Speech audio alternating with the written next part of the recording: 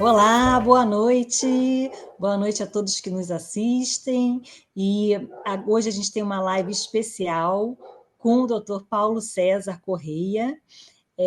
A gente tem um tema que é importante e que foi escolhido pela OMS como sensibilização para o Dia Mundial Livre do Tabaco, que é desvendando as estratégias da indústria, e nada melhor do que analisar os documentos internos. O Dr. Paulo é pneumologista, tem um incrível saber nessa área de tabagismo, teve um papel muito importante nas audiências dos últimos 2 anos, né, com relação à regulamentação do cigarro eletrônico, que já está regulamentado pela Anvisa, e ele vai falar um pouquinho disso. É doutorando da Universidade Federal de Minas Gerais, fez mestrado em saúde coletiva e é associado à BEAD. Seja bem-vindo, Paulo. Uma honra ter você aqui. O método para poder fazer essa apresentação foi pesquisar nos próprios documentos secretos no repositório da UCSF.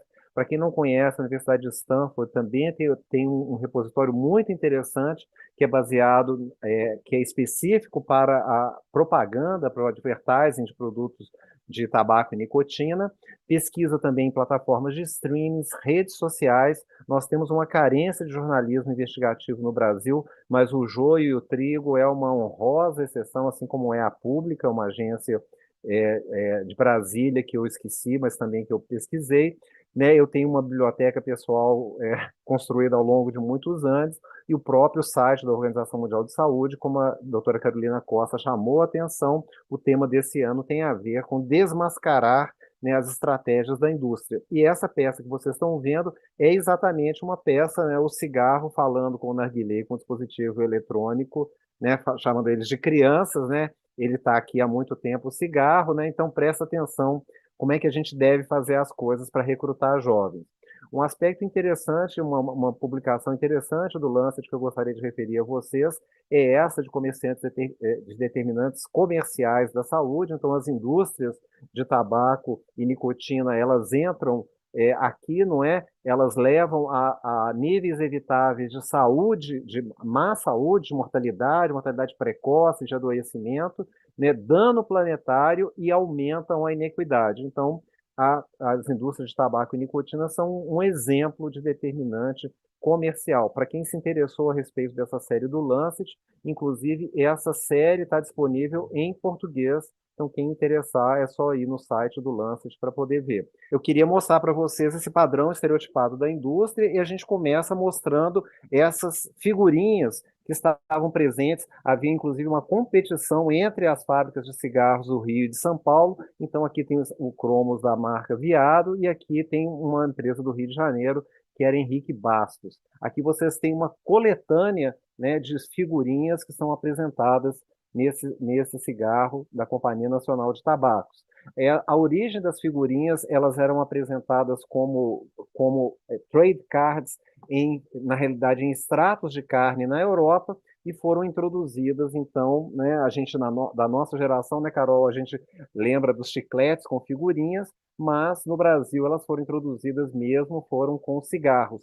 Essa aqui é a primeira coleção de figurinhas chamada de Marinha Brasileira, grafada com Z, que era a grafia da época, de uma empresa de São Paulo, a Cigarros França e Murta. Aqui, com a máquina do Bonsac, os cigarros ganharam, né, uma escala industrial, e além começaram a ter anúncios em jornais, promoções, cupons para trocar por produtos, e também a utilização do cinema, como a gente vai ver, tanto do cinema mudo como do sistema falado, e o rádio, que era uma forma interessante de fazer publicidade. Eu consegui essa propaganda, que é do cigarro Viado, de 1940.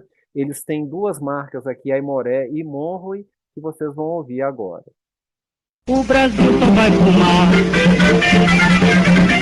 cigarros marca Viado. Pica devagar, oi, pica devagar, que é chique eu quero rapaz. Mas que noivo camarada, que espera a namorada, 2 horas sempre em pé. Se o papai tem a janela, tá Viado na canela e vai fumando um aimoré. Hoje a minha mulherzinha foi fazer sua fezinha e o dinheiro não lhe dói.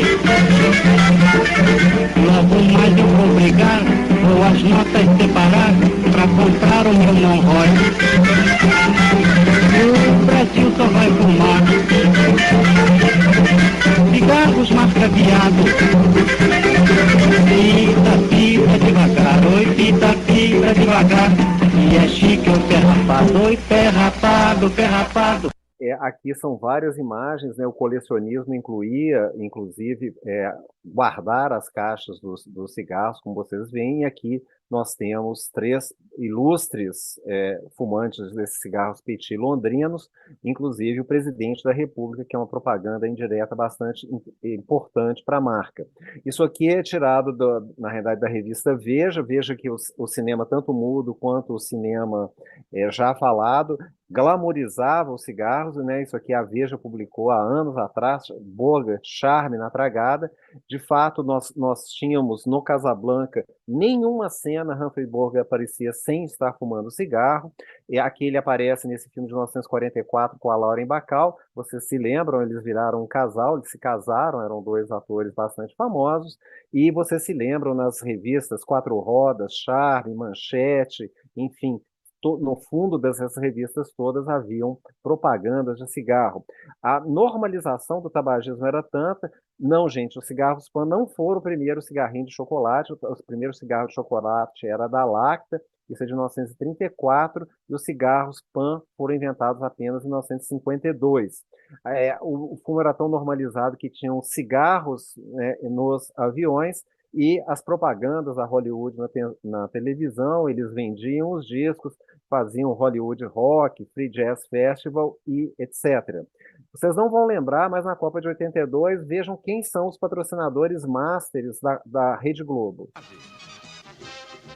Oferecimento de Volkswagen. Quem confia no que produz garante mais. Volkswagen, 1 ano sem limite de quilometragem. Do seu fabricante de Coca-Cola, abra um sorriso. Coca-Cola dá mais vida. A torcida vibra com Hollywood. O sucesso na Copa. Topper, o novo símbolo nos esportes. A marca oficial da seleção brasileira. Hollywood, então, era o patrocinador oficial, era um dos patrocinadores massas da Copa do Mundo.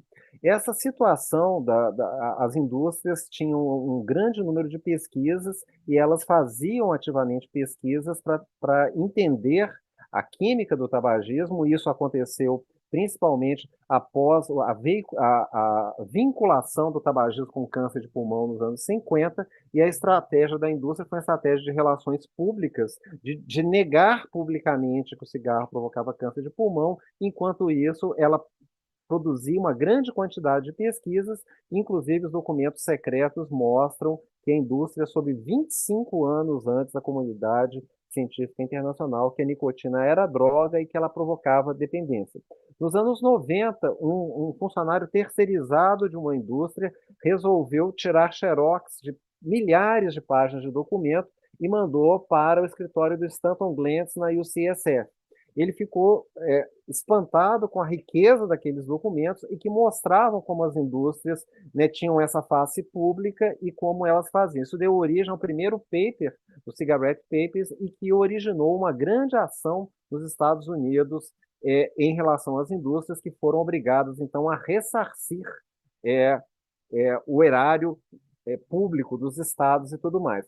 Então, as indústrias sempre fizeram essa fase externa. Então, por exemplo, essa indústria aqui que vocês reconhecem o símbolo, ela dizia aqui no logo dela que era uma companhia responsável numa indústria controversa.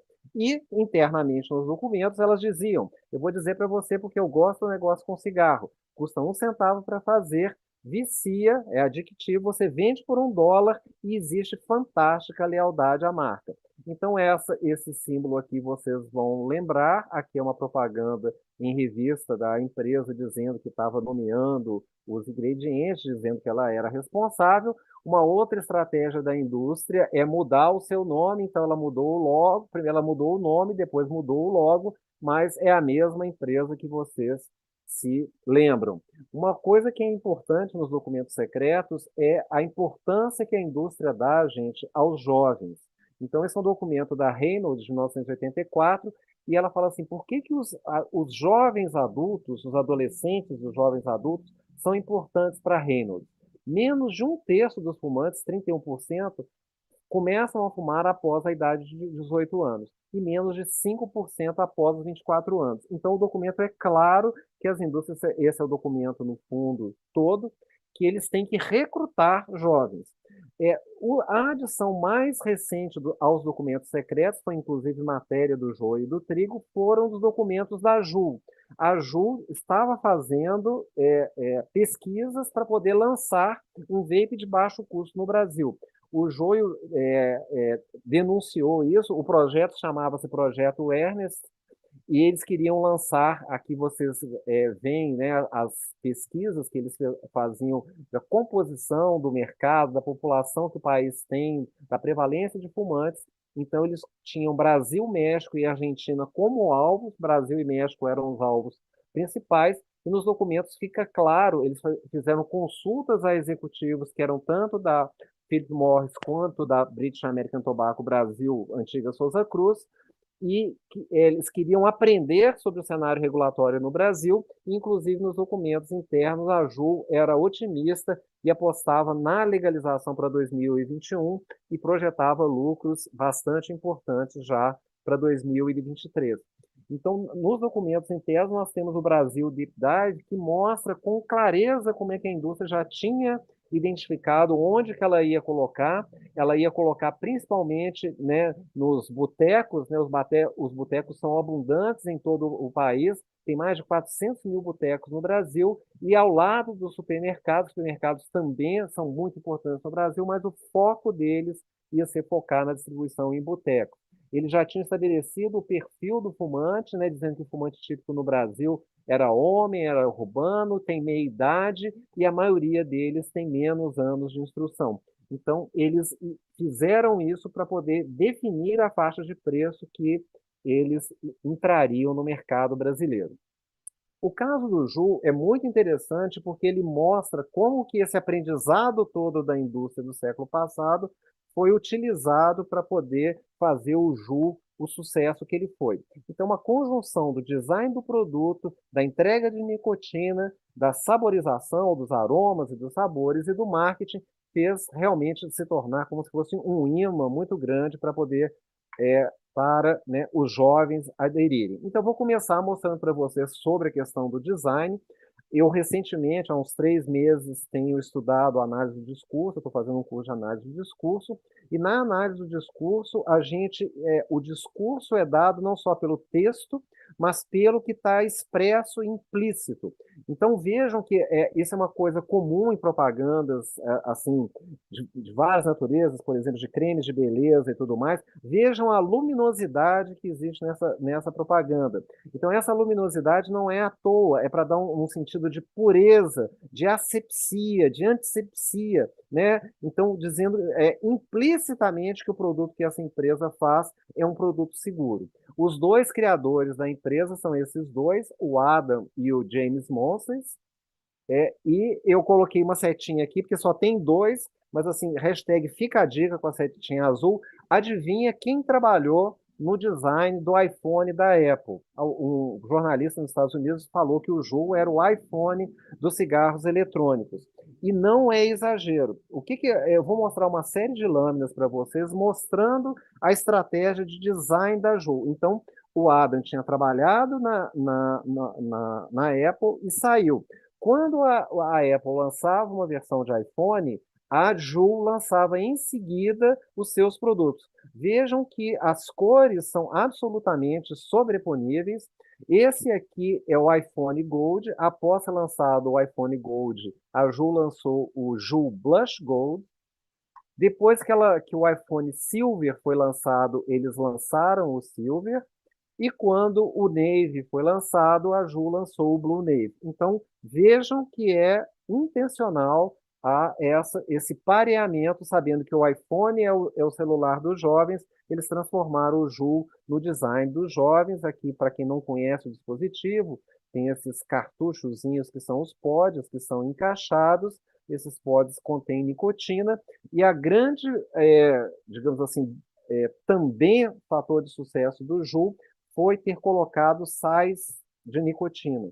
A nicotina nos dispositivos de terceira geração, gente, ela é alcalina.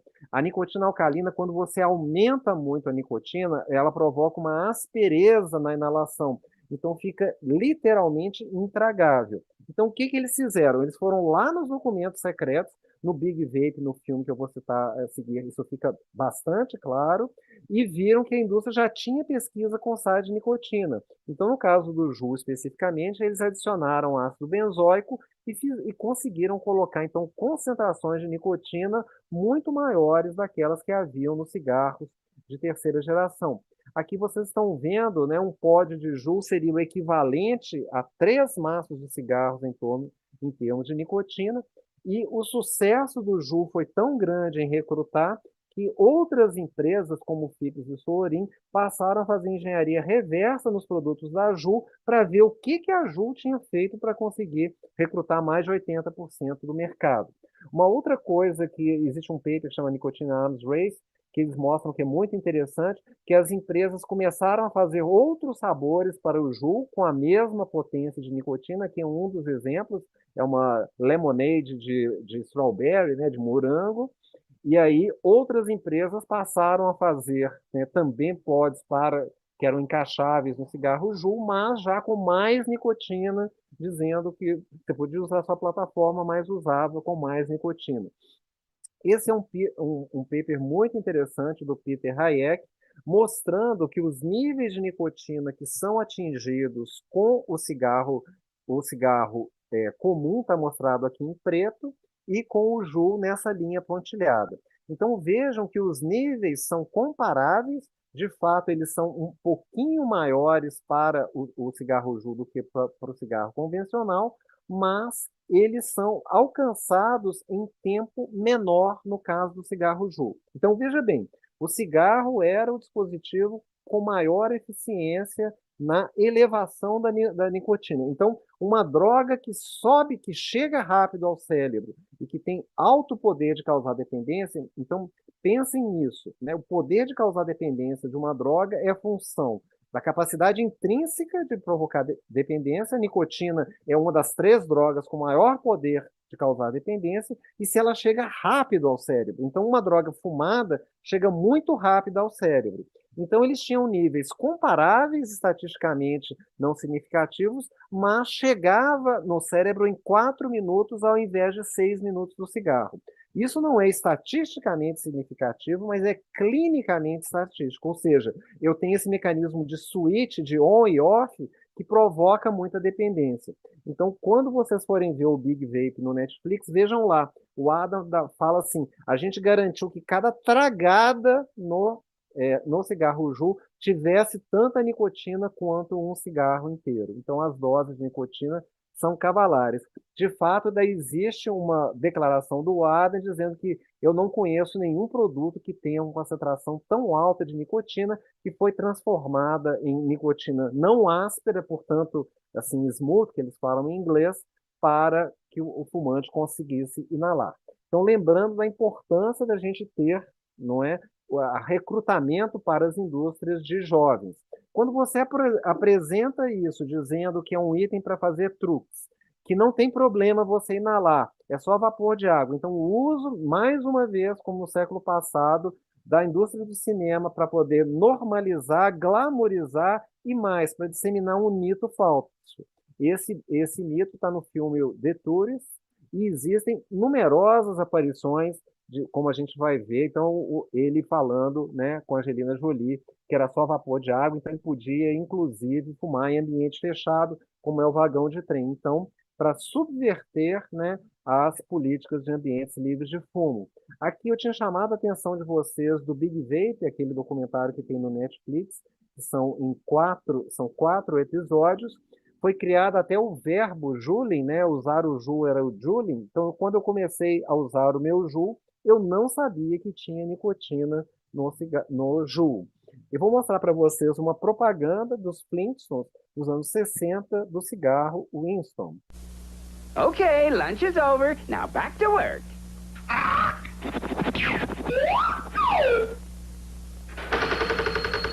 Hiya, Mr. Flintstone. Greetings, Rocky, my boy. Pack of Winstons, please. Oh, you like them Winston cigarettes, huh, Mr. Flintstone? But of course, they really got something. You bet your life. Folks who really enjoy smoking know it's what's up front that counts. And that's where Winston steps out ahead of the crowd with their exclusive filter blend. Choice golden tobaccos, specially selected and specially processed for filter smoke. Hold it, hold it. What you mean? What are you pitching Winston's at me for? You know I never smoke nothing else. Just practicing, Mr. Flintstone. Everybody knows that. Winston tastes good, like a cigarette should. Yeah. See you soon, Rocky.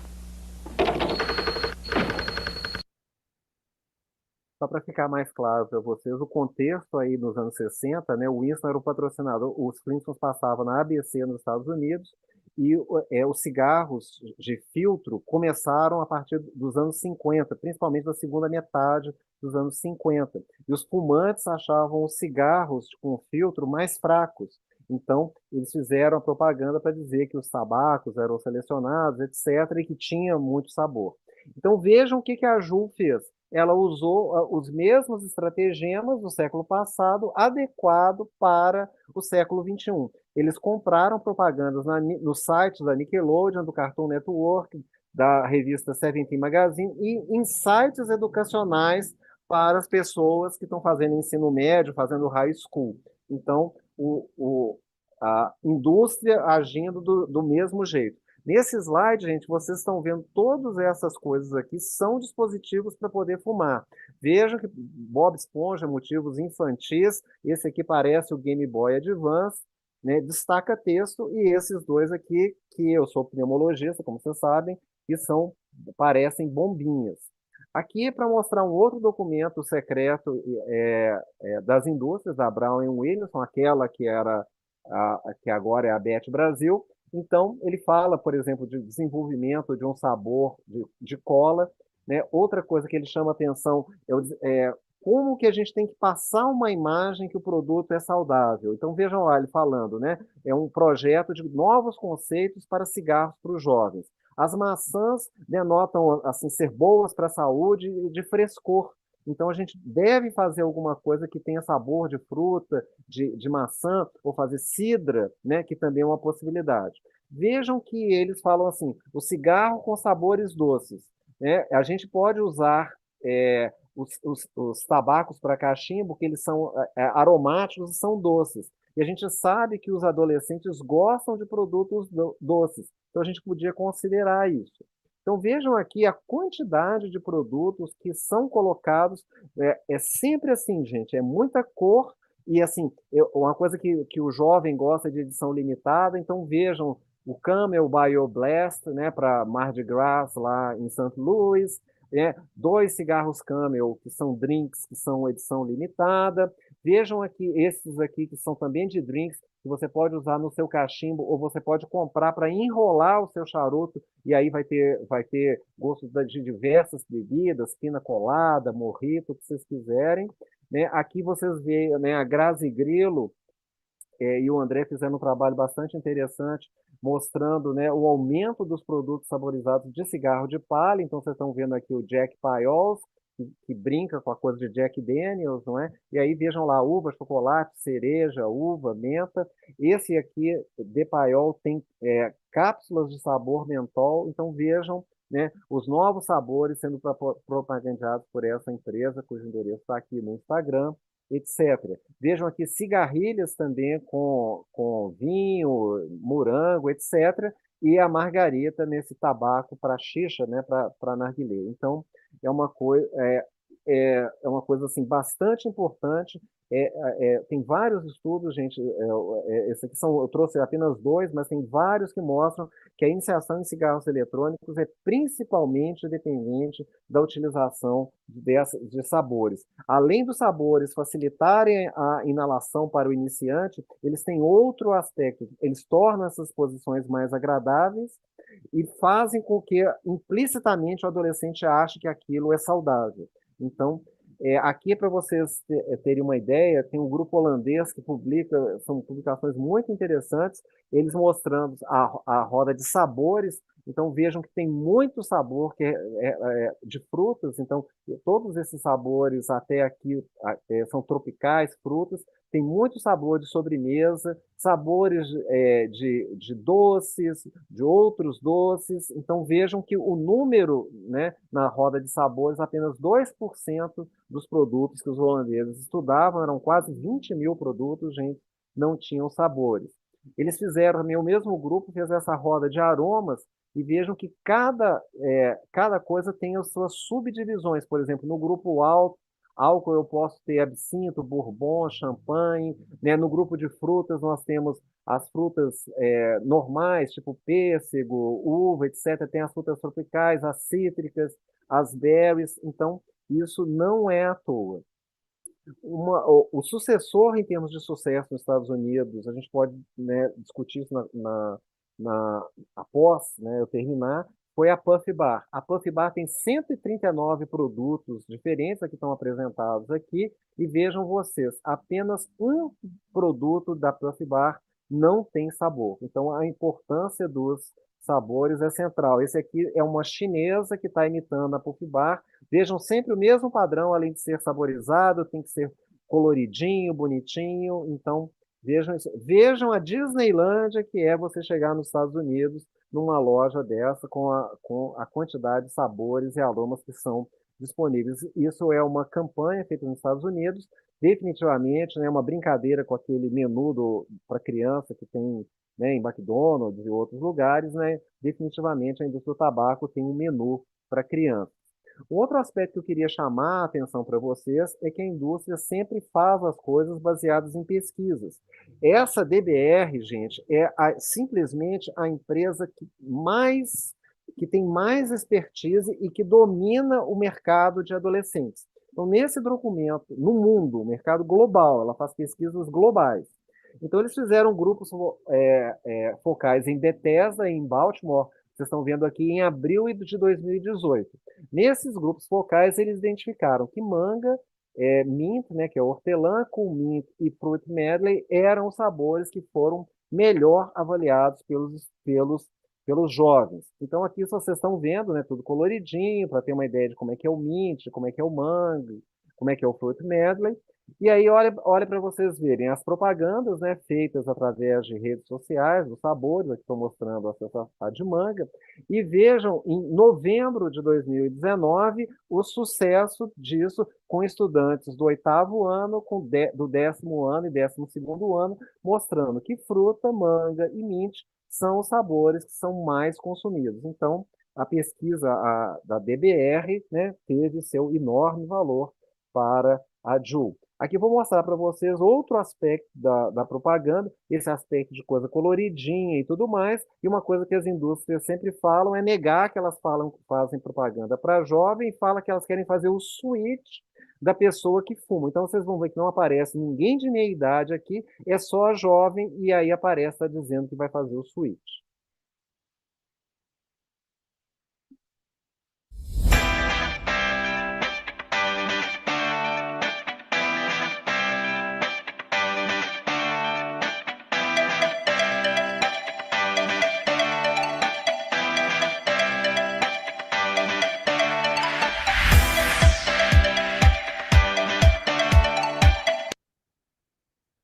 Nenhuma pessoa de meia idade. Então, isso, né, eles usaram todas as estratégias de propaganda, isso aqui são os outdoors, né, que nos Estados Unidos chama billboards, com jovens fumantes.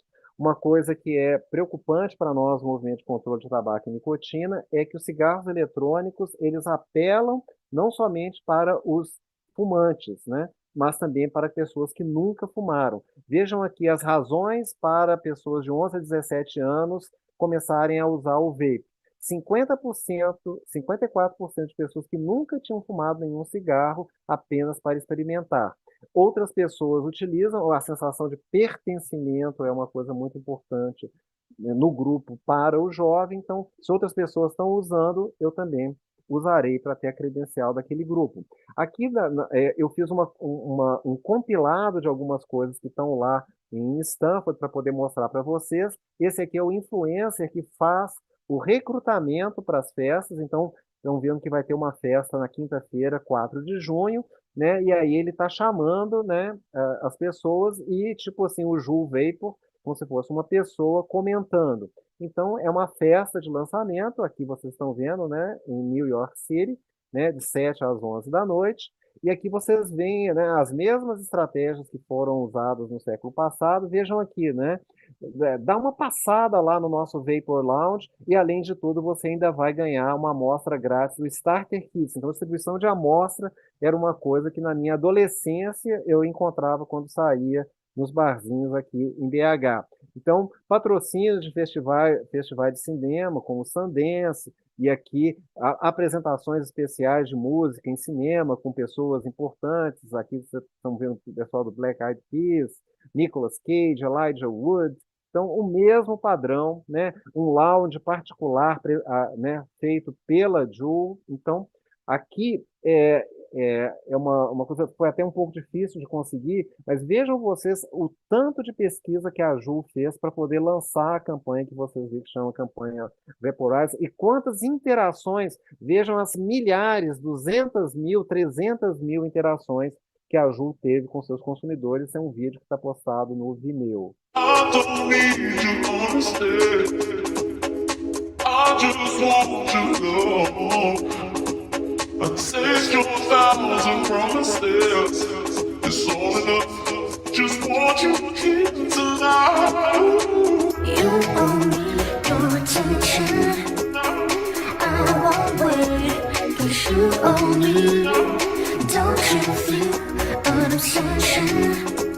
It burns a dear. You owe me. Just give it up. Just give it up. Just give it up. Just give it up. I don't need you on the stairs. I just want you to know. I taste your 1,000 promises. It's all enough. Just want you here tonight.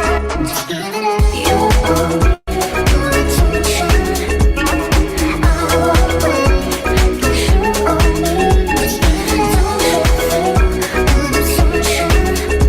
It burns again. You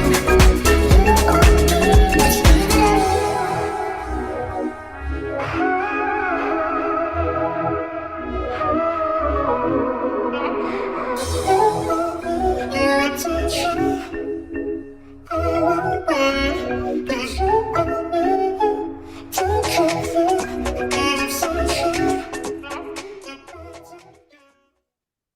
Então, esse design elegante, né, que não é por acaso, é intencional. Vejam a questão de, né, jovens escolados, né, Vapor Love, essa coisa de os dois estarem juntos, eu fiz um compilado aqui de propagandas que são a mesma linguagem que era utilizada no século passado é utilizada. Então vejam o cigarro Oasis no século passado e os dois lá que foram postados pela própria Ju no evento da Ju. O que a Ju fazia, gente? Além de dar os starter kits, entrevistar os consumidores, elas tinham um fotógrafo profissional para poder tirar foto e isso era postado. Então, olha a menina, né, a mesma linguagem, a liberdade do momento Ju. Né? Tem até alguém que comenta assim, que liberdade você tem, né? Hell yeah, né? Você está dependente de nicotina. Aqui, aquele mesmo cara, olha para vocês verem, o Coa CD, né, fazendo, né, aquela mesma chamada para a festa. Então veja bem que o Coa CD, ele coloca lá, seja descoberto. Hashtag Vaporize, que é o nome da campanha da Ju, e o pessoal da Ju responde Looking Good. Então as pessoas iam, ganhavam, eram recrutadas, e o que a Ju fazia? Pegava essas pessoas e fazia a campanha Vaporize. Aqui um outro exemplo, o mesmo com a ACD, que chama as pessoas para serem descobertas, o Ju responde que está Looking Good, e isso ela vira garota propaganda da campanha Vaporize. Então, esse uso das redes sociais para viralizar o produto e mostrando sempre a pessoa utilizando o produto, é uma estratégia que é utilizada. Aqui vocês veem a campanha da Ju, inclusive em Times Square, e aqui comparando com os anos 20 e 30, quando tinha o Camel na Times Square. A campanha Vaporize ela foi usada não só no Instagram, como no Facebook e Twitter, através dessas hashtags, e eles utilizaram esses dados que têm a ver com Big Data, então esse é um estudo feito, né, utilizando inteligência artificial. Eles deram várias possibilidades para poder medir o engajamento, os likes, os comentários das pessoas. Então tinha o produto sozinho, né, só o e-líquido, só o e-cigarrete, a embalagem do produto, a pessoa sozinha, a pessoa com o produto, e eles estudaram mais de 560 mil imagens e eles viram que as imagens que tinham mais engajamento eram as imagens que mostravam a pessoa e o produto. Então vocês vejam a utilização disso de forma prática na propaganda. Existem outros exemplos desse marketing mediado por influencers, como essa campanha, né, da Philip Morris usando influencers para fazer propaganda do iQOS. Isso foi denunciado por uma agência de jornalismo investigativo fora do Brasil, a Associated Press, e também a mesma utilização através da mesma estratégia utilizada também pela British American Tobacco. Então vejam lá, né, having way too much fun at the Juul Launch Party. Então você com a galera e todo mundo fumando cigarro Juul e tudo mais. Aqui é para mostrar para vocês os programas de influencer, que são uma característica. Vocês estão vendo aqui, é um desses documentos, desses muitos documentos secretos que estão na UCSF que eu olhei. Essa é especialmente importante para vocês que são meninas. Então vejam bem, né, eles tentaram recrutar a Katy Perry. Katy Perry, vocês lembram, é uma cantora que é jurada do American Idol e que fez I Kiss the Girl e outras músicas que fazem muito sucesso com as meninas. Não só é só as músicas que fazem sucesso, mas ela é um modelo para as meninas de mulher do século XXI, bem-sucedida, resolvida, etc. e tal. Ela namora um galã, né, que é o Orlando Bloom, então a coisa que Hollywood e as indústrias de cigarros adoram. Nos documentos secretos, está bem claro que a Katy Perry era um alvo muito grande, e eles conseguiram chegar na Katy Perry através do cabeleireiro dela. Então, eles não tinham conseguido chegar nela, eles deram amostras para o cabeleireiro passou o Juul, estimulou ela a fazer uso do Juul, e aí ela aparece em várias situações com Orlando Bloom usando. Outra coisa, o produto. Veja um programa também com a Miley Cyrus. Vocês lembram? A Miley Cyrus tinha na Disney ou na Nickelodeon um programa que chamava Hannah Montana. Então também ela é uma pessoa que as meninas olham. Então ela era uma das pessoas que eram utilizadas para poder fazer esse marketing. Vejam, né, a gente chama isso de Big Tobacco 101, né, que é pegar, né, artistas famosos. A Catherine Hegel fumou ao vivo no David Letterman. Vocês já viram o filme, então tem várias pessoas aqui. Aqui é para fazer um paralelo das propagandas, né, do cigarro Juul com as propagandas que eram utilizadas no século passado. Você sabe que a associação, quem fuma muito, bebe muito, e quem bebe muito, fuma muito, e quando você fuma, você elimina mais, quando você bebe, você elimina mais nicotina, porque a nicotina é uma base, e você acaba fumando mais.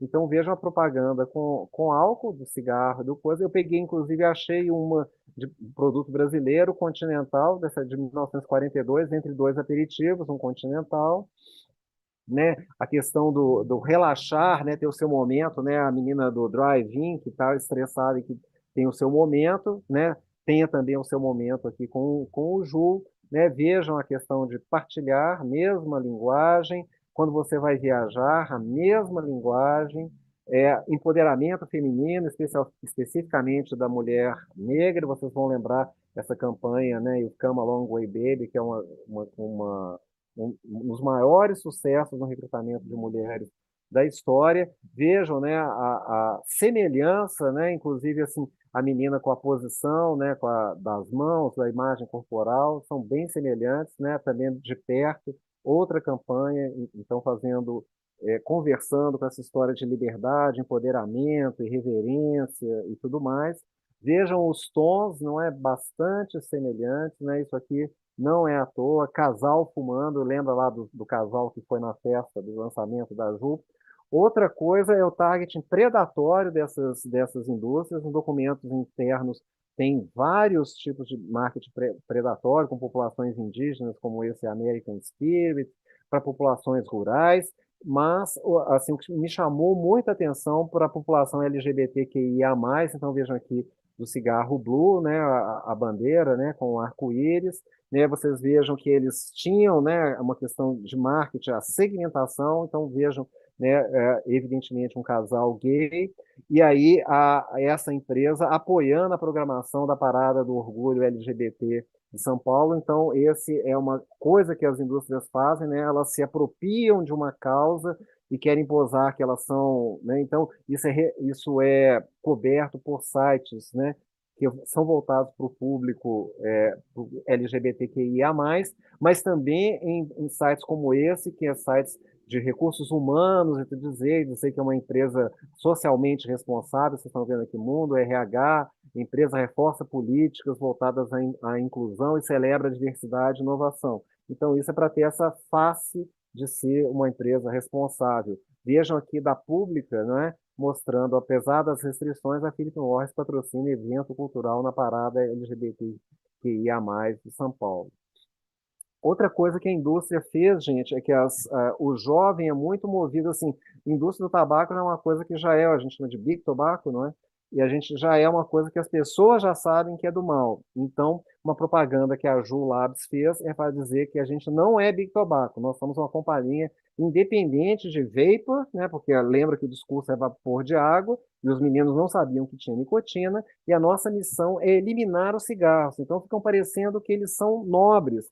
E vejam que até nas farmácias nos Estados Unidos, né, cigarros eletrônicos começaram a ser colocados ao lado do produto de reposição de nicotina. Então, esse marketing também é voltado de cigarros eletrônicos para poder parar de fumar. E por que você vai parar? Troca para o Blue ou faz o switch para o cigarro Juul. E o Juul, especificamente, gente, eles tinham no site deles uma coisa assim, refer an adult smoker, né? Então, assim, né, essa missão de eliminar coisas, né, como se fosse uma referência médica, né? Então, a nossa missão não é ter lucro, a missão deles, sim, é ter um lucro, assim, estratosférico, né? É melhorar a vida do 1 bilhão de fumantes adultos que existem no mundo. Então, eles nunca falam que fazem propaganda para criança, é para os fumantes adultos. Aqui é para mostrar que essa conversa fiada da indústria pega a maioria das tentativas, né, esse é um estudo publicado em abril de 2017, mostrando que a maioria das tentativas que são feitas sem assistência. E muitas tentativas são feitas, é bastante comum as pessoas fazerem tentativas de parar, entre aspas, se enganando e sendo enganadas pela indústria, trocando de produto, passando para cigarros eletrônicos. Também esse claim da Ju não é verdadeiro, vocês sabem, né, no próprio seriado Big Vape eles mostram, inclusive, existe uma grande repercussão interna com os funcionários que tinham comprado essa história que a Ju é boazinha e que ela está preocupada com 1 bilhão de fumantes que existem no mundo. Então, eles venderam 35% da empresa por 12,8 bilhões para a Altria, que é o nome internacional da Philip Morris. Então, essa propaganda também não se faz. Vejam o Big Vape, vocês vão ver lá como que os funcionários receberam mal. Outra coisa que eu queria mostrar para vocês é que vocês estão vendo aqui a alternativa para fumantes adultos, né? Alternativa para adultos fumantes, né? E as propagandas com a campanha Vaporize e tudo mais, não tem nada de adulto, né?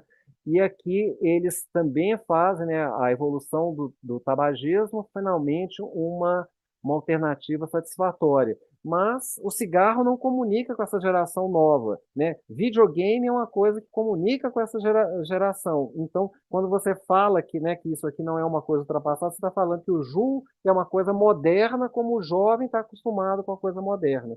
Então, é uma coisa disfarçada, fingindo que está conversando com o público mais velho, mas na realidade está falando com o público mais novo. Aqui é para mostrar para vocês que o Big Tobacco é o dono do Big Vape, né? A Altria é a dona do Juul, o Vuse é o mesmo dono do Camel, a Philip Morris tem também o Mark Ten, e o Blue, né, é o mesmo dono da Newport. né? Então, a gente viu durante a aula que os fabricantes criam a demanda de uma forma muito eficaz e com todo aquele aprendizado, então, produto de design, entrega de nicotina, sabores e marketing. Aqui eu resumi isso em algumas fotos da campanha do Ju e como ele é, esse design elegante, não é à toa que o Adam era da Apple. E aqui mostrando, né, algumas lâminas da propaganda, né? Então, olha só, eu tô aqui há muito tempo, então aprendam comigo, né? Primeiro você tem que fazer as cores serem brilhantes, vibrantes. Depois você coloca sabores de frutinha, você coloca designs elegantes, fica parecendo gadget, né? Hoje em dia já tem cigarro eletrônico que você pode julgar a plataforma para você poder jogar joguinho. Por isso que a Carol chamou a atenção no início da apresentação, né? A Tobacco Exposure é a hashtag que a Organização Mundial de Saúde tem trabalhado ao longo do tempo, e aí ele, para o 31 de maio especificamente, eles falam novos produtos, as mesmas mentiras. A indústria continua se reinventando e a única razão disso é que eles querem fazer mais dinheiro. E, infelizmente, nós temos senadoras, essa aqui é a senadora Eletronic, fazendo o jogo da indústria, né? Vocês veem que ela não tem escrúpulo nenhum, ela se coloca, né, com um ex-senador que é um lobista conhecido de uma empresa de cigarros e um cara que é da própria indústria, então ela está fazendo reunião com essas pessoas e ela recebe convites e vai à visita de Japão Tobacco. A Soraya fez não um, mas dois projetos, um é o PL 5008 de 2023, que libera a comercialização e vai contra a resolução 855 da Anvisa, e ela não ficou satisfeita com isso, essa é uma característica da indústria, né, já que ela perdeu no campo regulatório da Anvisa, ela criou também uma nova estratégia que é sustar especificamente os efeitos da resolução 855 através desse projeto 263. Aqui eu quero fazer um agradecimento ao Luiz André Gomes, é um parceiraço, é uma pessoa super competente, ele é responsável pelo advocacy da CT Promoção de Saúde, e ele gentilmente me cedeu esse slide. Obrigado, Luiz. O Luiz faz um trabalho fantástico de advocacy no Congresso Nacional. Aqui é para mostrar para vocês, vocês podem consultar esses projetos, né, no Coisa do Senado, então aqui tem, né, a senadora Eletronic, que é do Podemos, etc. e tal. Aqui é só uma brincadeira com o meu Instagram, onde eu tento desconstruir toda essa confusão da indústria, então essa brincadeira aqui com o show da Xuxa e ele, é esse. Chamar vocês para o Congresso Internacional da BEAD, a Carolina Costa vai estar lá, eu vou estar lá e outros palestrantes, mas chamando vocês especificamente para discutir a questão do tabagismo convencional, especialmente do tabagismo eletrônico. Eu deixo o meu muito obrigado e meu arroba aqui de contato. Muito obrigado a todos e todas.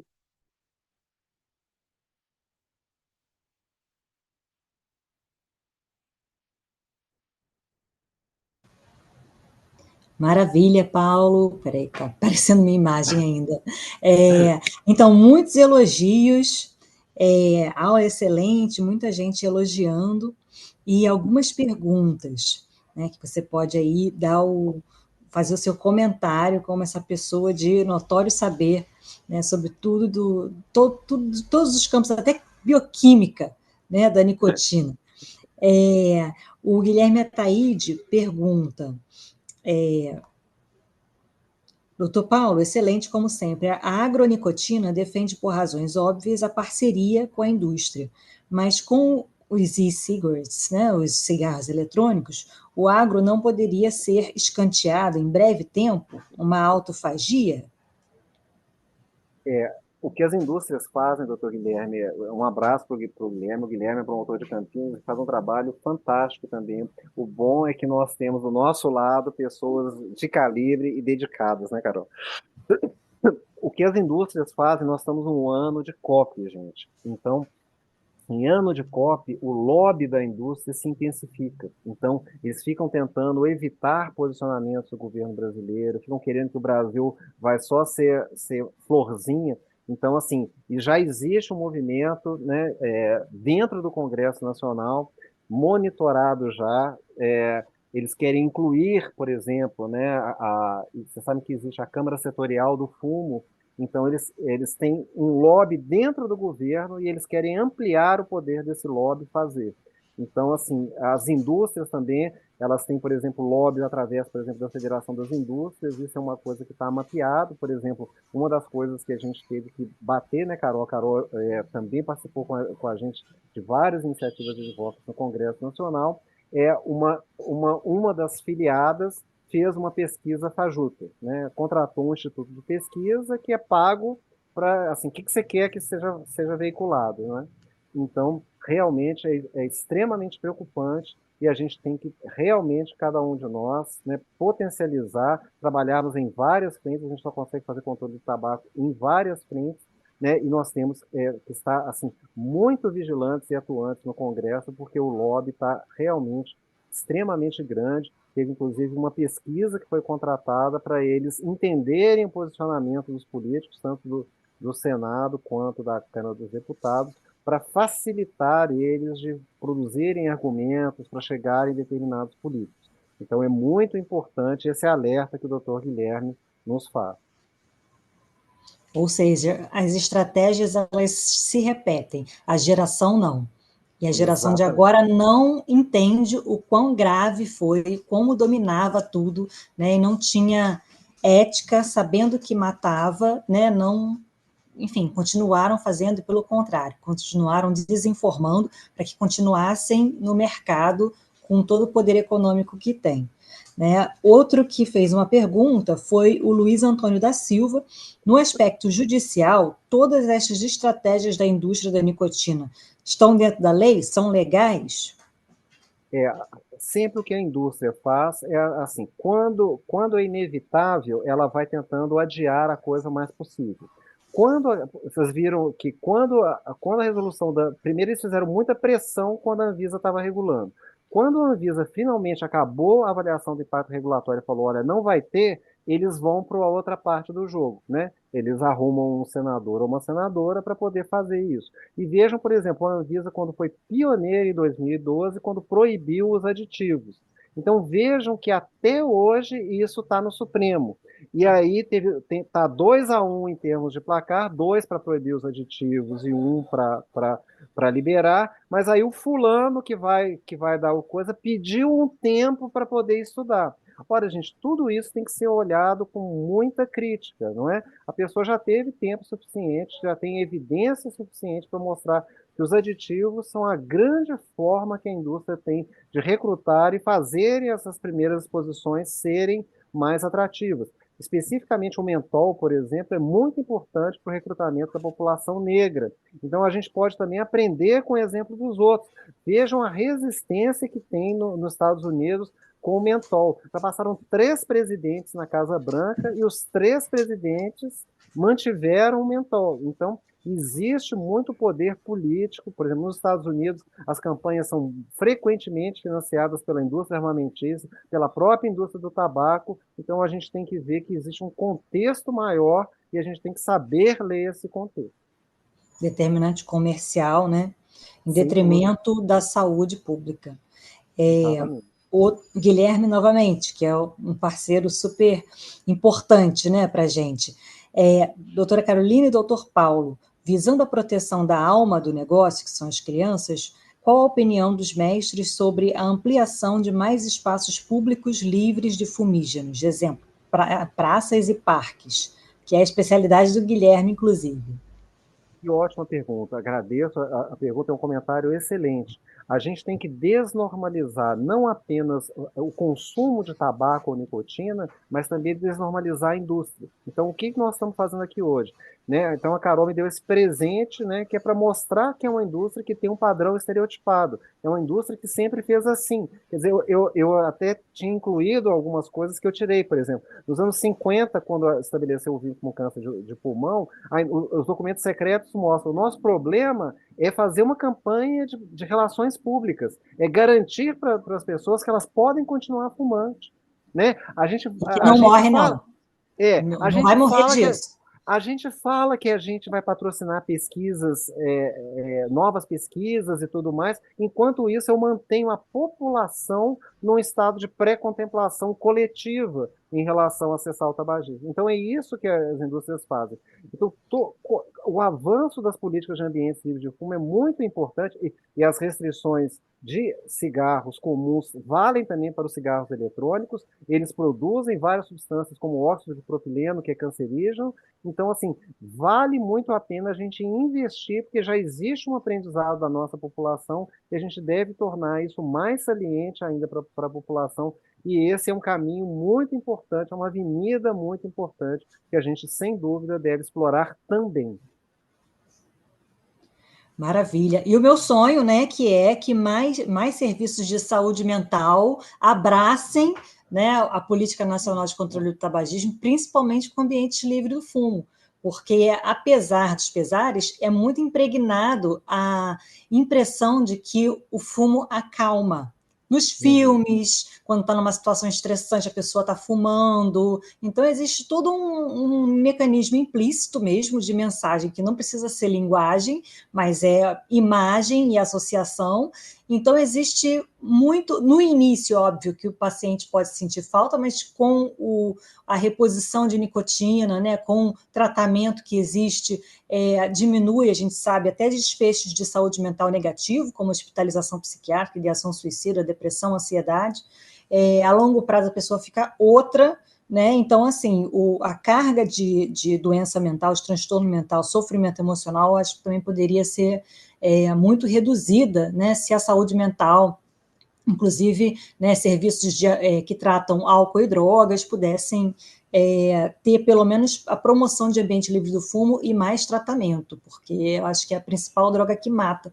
E o NA, o Lucas Cardoso de Brasília, me falou uma vez, numa conversa, o NA, o AA, os grupos de mútua ajuda, eles não tecem opinião sobre cigarro. E no século passado, eles estimulavam para a pessoa não usar outras drogas ou não beber.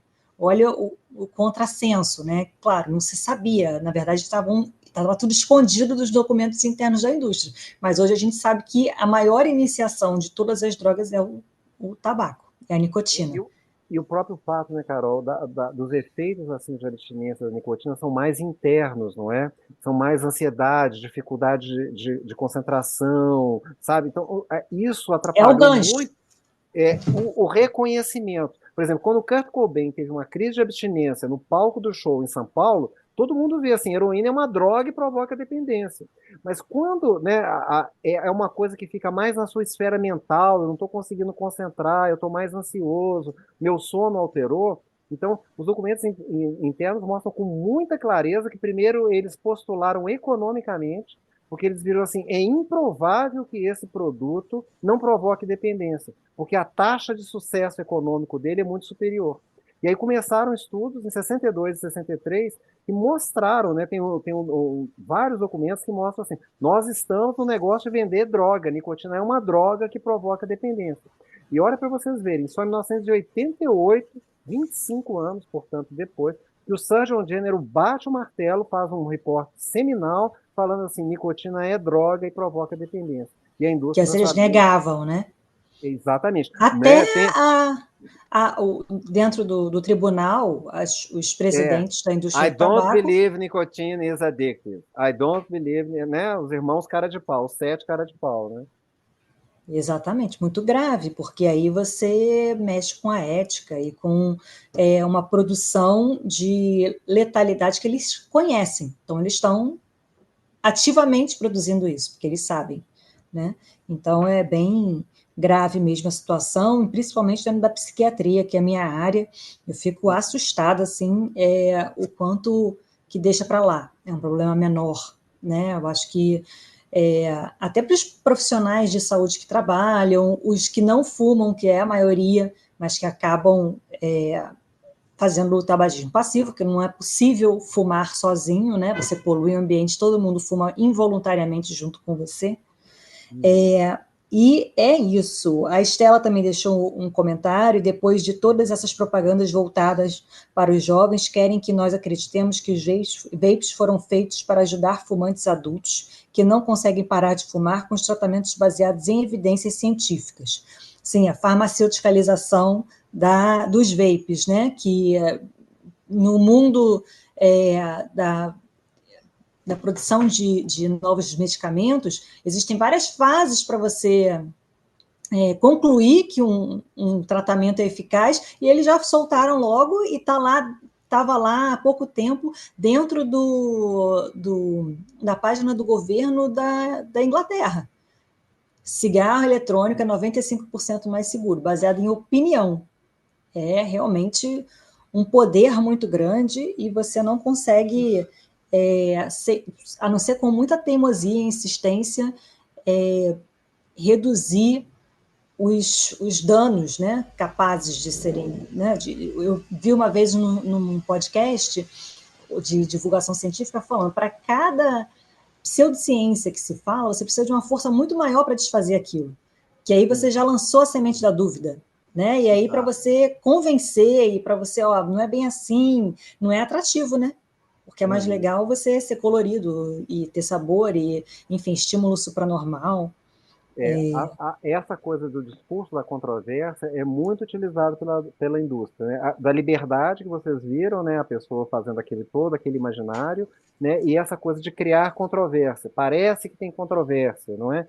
Então, eu até escrevi um editorial no Jornal Brasileiro de Pneumologia uns 2, 3 anos atrás, fazendo isso. Não tem controvérsia. Cigarros eletrônicos fazem mal para a saúde. Então, assim, tem que ter uma mensagem clara. E tem um filme, né, You Don't Know Nicotine, né? Então a indústria é muito perversa e muito hábil em torcer as coisas, não é? Então ele fala assim, o problema não é a nicotina, o problema são as outras substâncias que acompanham a nicotina. Então você não conhece a nicotina. Então assim, esse filme foi patrocinado por uma fundação que é financiada por uma grande indústria que tem o Cubo lá na Europa, não é? Então assim, você semear a discórdia, a dúvida, para as pessoas assim, pô, será? Uhum. Então, assim, essa situação é uma coisa que é repetida. Essa situação específica que a Carol falou, dos 95% mais seguros, é um absurdo, né? Foi um final de semana, eles pegaram um monte de gente, foi publicado, né, numa revista, eles não reviram nenhum tipo de literatura e eles entraram em acordo dizendo que era 95% mais seguro. E aí depois o próprio BMJ fez um grande serviço para mostrar os conflitos de interesse de todo mundo. Ricardo Polosa, gente, quando vocês verem paper do Ricardo Polosa, pode jogar no lixo, né? Ele é financiado pelas indústrias, pela Arbi e tudo mais, né? Infelizmente, o cara que fez a escala que todos nós usamos também fez uma firma de consultoria e faz consultoria para a BET, British American Tobacco, e para a Philip Morris. Então, assim, essa coisa de colocar, arregimentar nomes, que são nomes de peso, não é? É também uma estratégia que é utilizada. Então, na hora que esse paper saiu, ele teve uma repercussão muito grande, porque pelo menos, né, assim, o nome do Ferguson já era um nome que por si só já traz um peso muito grande para poder dizer. E até, como você bem colocou, né, Carol, até a comunidade se organizar, olhar essa rede de interesses e tudo mais, identificar, não é? Então, uma coisa que é interessante ao pesquisar nos documentos secretos é a gente vê como os documentos vão ficando mais cínicos, porque como as indústrias vão vendo que esses documentos, uma hora, eles podem ser pegos judicialmente por alguma coisa que acontecer, eles têm ficado mais cínicos. Então eles não falam claramente, né? Os próprios termos que são usados, então, quando a gente pesquisa, a gente deve pensar que a gente é o Voldemort, que a gente quer recrutar jovem, né, para poder fumar e ficar doente. Então, os termos são algo mais cínicos do que a gente usaria numa busca do PubMed, por exemplo.